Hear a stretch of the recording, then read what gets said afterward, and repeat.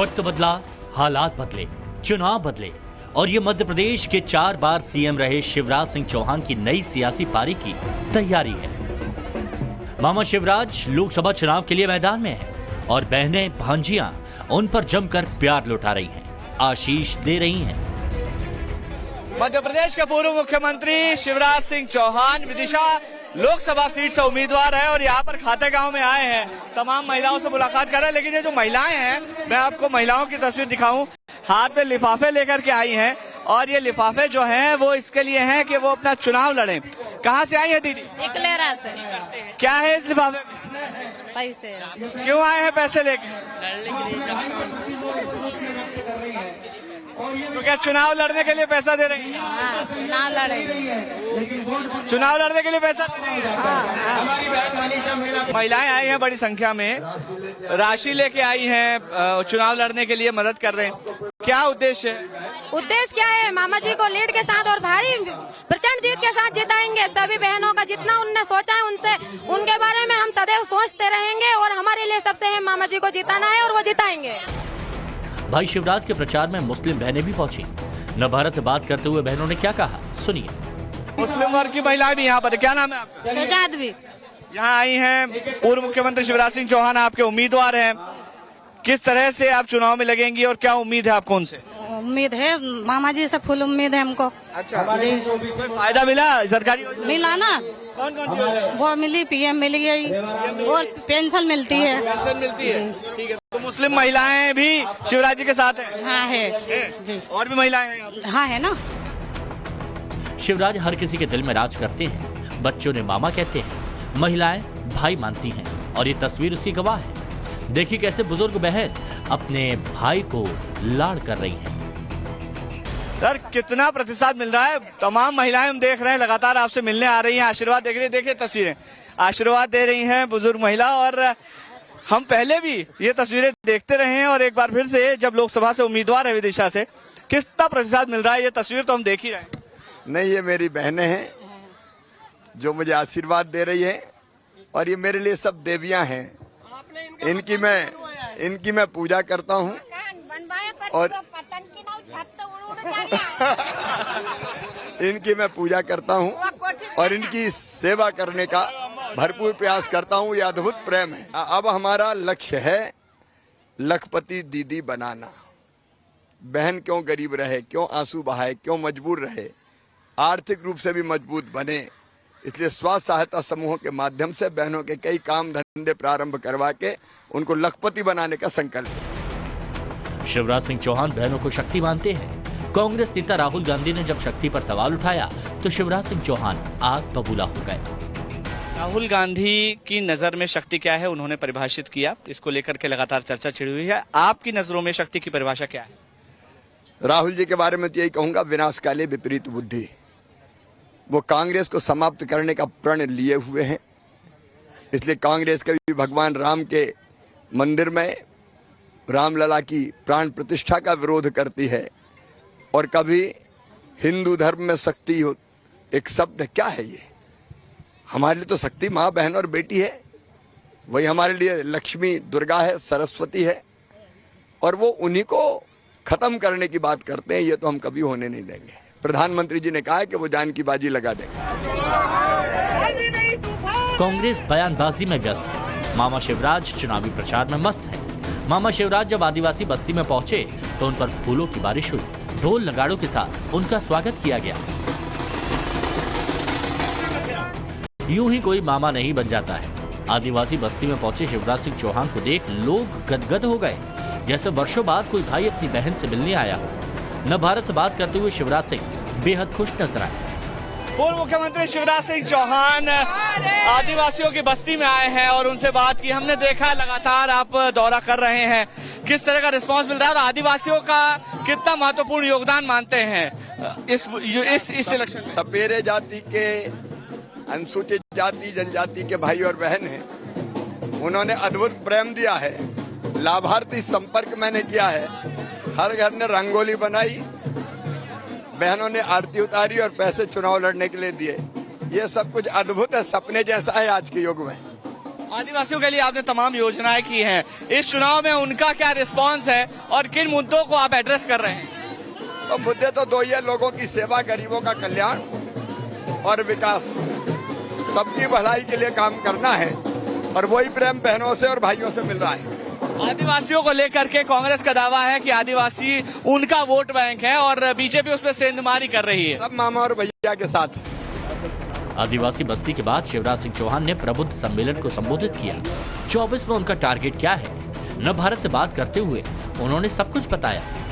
पहले सपेरों की बस्ती में गए, आदिवासियों की बस्ती में गए, अब प्रबुद्ध जन सम्मेलन को संबोधित किया है। अब की बार 400 पार, इसके लिए सभी वर्गों का साथ जरूरी है। देखिए, देश सबका है और मिलकर सब एक है, तो समाज के हर वर्ग से संवाद करना यह हमारा कर्तव्य है, उम्मीदवार के नाते भी।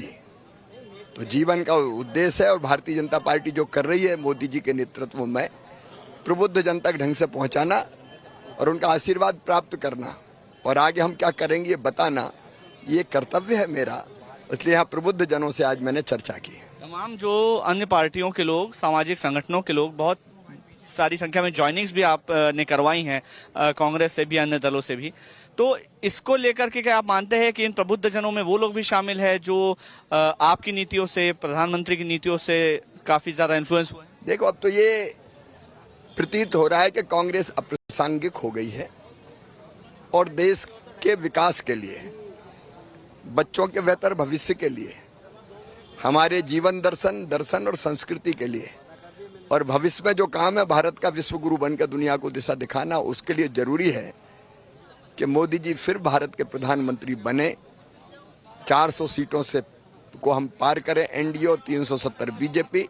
इस लक्ष्य के लिए हम सबसे संवाद कर रहे हैं और सबका स्नेहपूर्ण आशीर्वाद मिल रहा है। शिवराज सिंह चौहान ताबड़तोड़ चुनावी प्रचार कर रहे हैं, उन्हें लोगों का खूब प्यार भी मिल रहा है।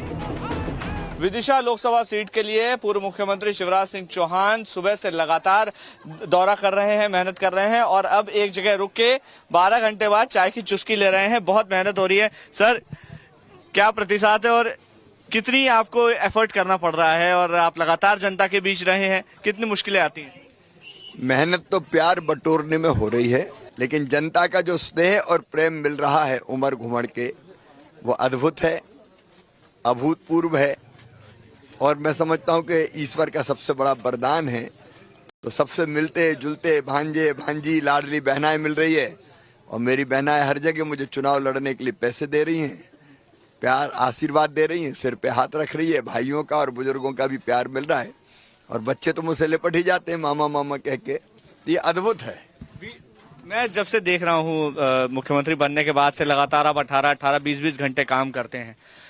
खाने का भी बहुत कोई शेड्यूल ऐसा नहीं रह पाता है इसमें। कितना हेक्टिक होता है दिन भर इस तरह से प्रचार करना?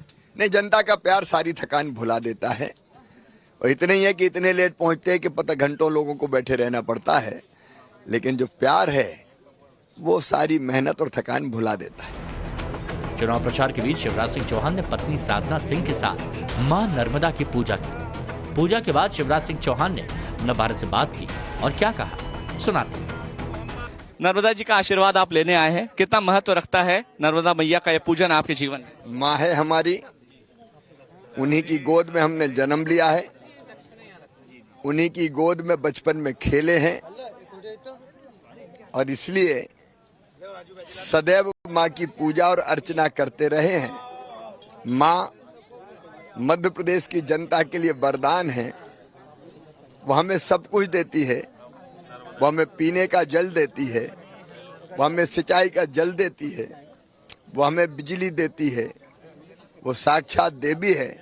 तो हमेशा माँ की पूजा अर्चना और उपासना हम लोग करते रहे हैं। आज भी यहाँ नेवावर मैया की पूजा की है। क्या मांगा नर्मदा जी से आज आपने?